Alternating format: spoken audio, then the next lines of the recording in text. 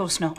Yeah, but he keeps on about it all the time. Yeah, but when it comes to the crunch, he won't. That's the thing about your father. He's utterly reliable. He never does what he says he's going to do. I won't resign. Yeah, but he's a proud man.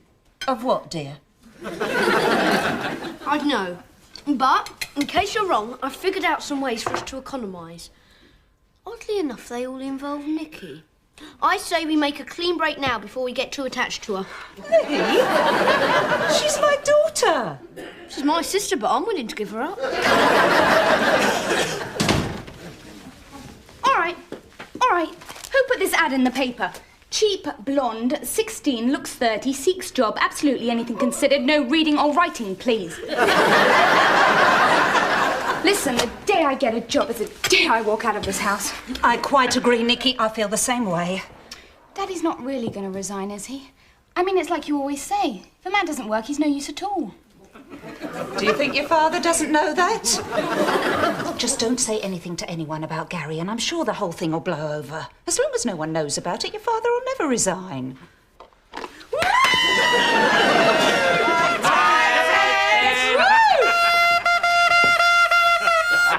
Bye-bye, booty boy. Well, you lot are all very happy. But don't you understand why I'm doing this? I'm doing this for us, the little people. If I can meet my boss, maybe you can meet yours. I wouldn't want to meet my boss. I steal.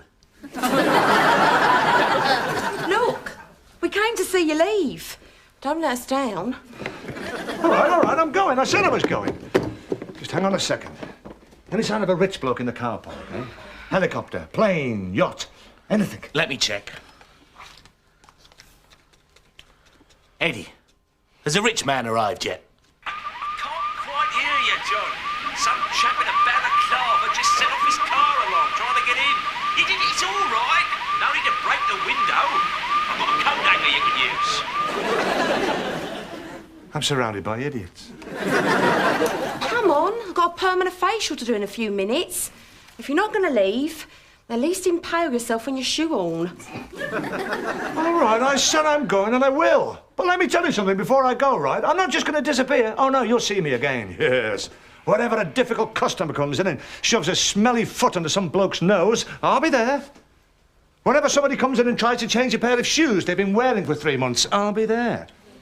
Whenever kids come in and take off their old trainers and try to sneak out wearing new ones, I'll be there. Oh, madam, if ever they make a film, Blancmange Woman, you'll be there. Good day.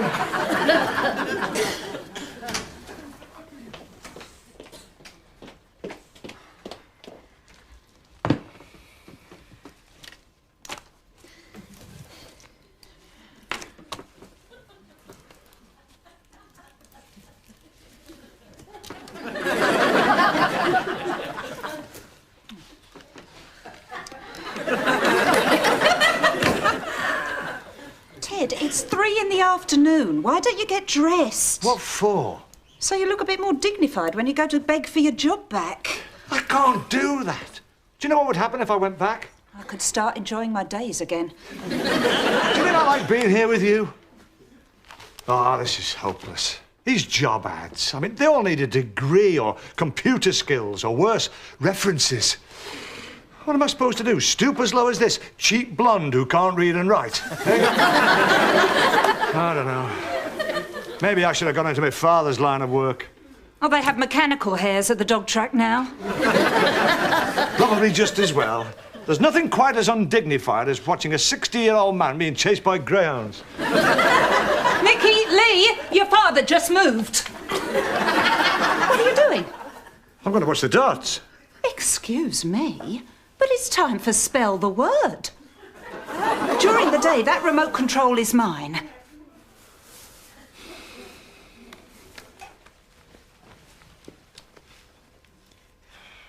Alrighty, and now for his and hers shower caps.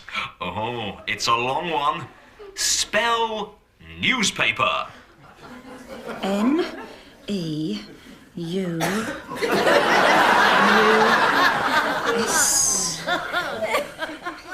Take me, Trevor. Take me. Where? Who's that? There's Trevor. Trevor. Who's that? That's Jade. She's the one with the haunted past. I thought it was Iris who had the haunted past. No, that was another programme.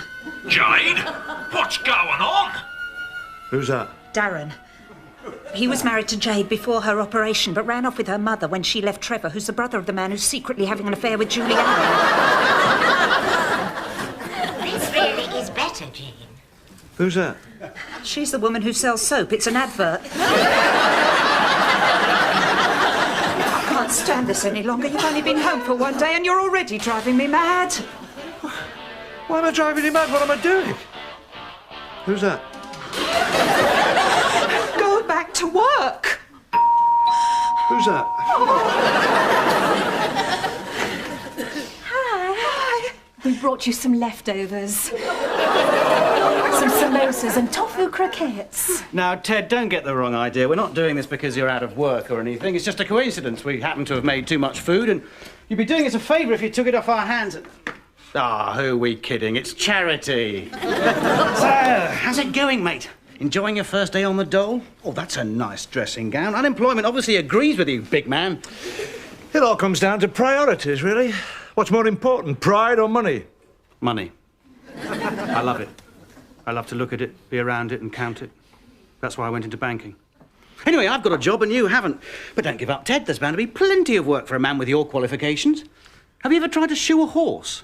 Or maybe Euro Disney are looking for a new Goofy. You're enjoying this, aren't you? Do you remember what you did to my privet hedge, Ted? Yes. To continue then, maybe you could get yourself a squeegee and hang around at some traffic lights. Now, Steve. Can I just do one more? OK. Well, if you get really desperate for food, Ted, you could take up a career as a blood donor. You don't get paid, but they always give you tea and biscuits afterwards. Oh, if you could stagger home without spilling the tea, that would be supper for all of us. Personally, I admire your conviction, Ted. Now, throughout history, many men considered great in retrospect have had to stand up for their beliefs. Though I don't think any of them were shoe salesmen. Hi, Mum. We're just going to listen to some CDs. All right. Who's that in the pyjamas? Is that your dad? Oh, God, no. My dad's in prison. That's my mum's boyfriend. Actually, maybe Nicky's got a point. If you were in prison, Ted, you know, not only would you be clothed and fed, but you'd also be less of a financial burden on the rest of your family. What's the penalty for clubbing a yuppie to death with a tofu croquette? Jude, are there vegetables in this? Yes, it's a vegetarian recipe. Oh, sorry, it's just we don't eat vegetables on principle. What principle's that? They're disgusting. Hey, listen, I've just had a brilliant idea. It's a great way of making sure we don't starve. Which is? We eat Nicky. Oh, Lou. Don't be ridiculous. There's no way I'm doing all that cooking. Anyway, we've got tea and biscuits for supper tomorrow. Pam, after 16 years of marriage, I don't think I have any blood left to give. I've no choice. I'm going back to work. Oh, that's wonderful news, Ted. I tell you what, I'll bring the kids down tomorrow and you can buy us all lunch. Oh, I love you so much more when you're not at home.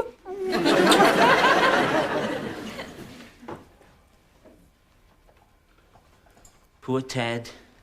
He really thought he was someone. Well, we knew he wasn't. Maybe we should have told him. Do you think we should tell him now? Yeah. Ted, you're not someone. But hey, neither are we. We laughed at you, all right, but deep inside, we were all hoping the rich man would turn up. We all felt the same way. We all respect you.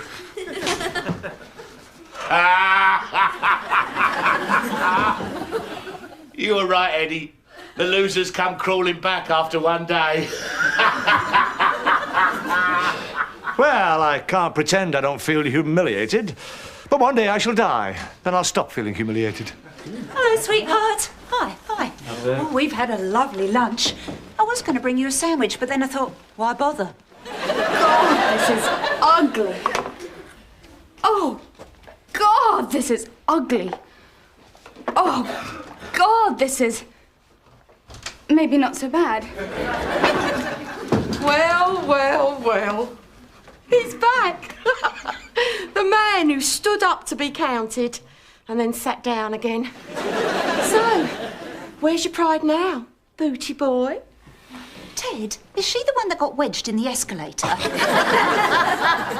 Oh, you must be the wife. And you must be why they're starving in India. Oh, here we go, another one. Go on, have a gloat. I'm not sure what you're talking about. I just want to meet Ted Butler and shake his hand. Oh, yeah? And who are you? I'm Gary. Gary Patterson. I own this shop. Well, Gary, Gary? Gary of Gary's Shoes and Accessories for Today's Man and Today's Woman. I'm Ted Butler. Thanks for your letter. It really affected me. After years of sleeping with beautiful women and living life just for fun, I decided it was time to go back to the trenches and say thanks before I returned to sleeping with beautiful women and living life just for fun. I'm Pam. I'm his wife. Pam. If you want to embarrass me, you're succeeding by just being here. Ted, I want you to know I appreciate what you're doing. One day, I'd like to have you on my yacht. Of course, I won't. But the next beautiful girl I go to bed with is dedicated to you. Could you make it a blonde? They make life worth living, don't they? I wouldn't know. So, how about showing me around? Yes, of course, Gary. Well, over here in the window you can see some shoes. There's some more shoes here and the EC Ugly Mountain. Shoes over here. Let me show you the stock room. We keep a wide range in there, actually, which we haven't got on display at the moment. But come inside. He did it! He actually got the owner here. You should be very proud, kids. There's a very special man in there. And he's actually talking to your father. You see, Daddy does count after all. 15, 20, 25. We agreed 50, Ted. And it was worth every penny, Frank. Oh, they really thought you were, Gary. I've got the child support agency after me. I'll do anything. 30, 35. Just hang on a sec.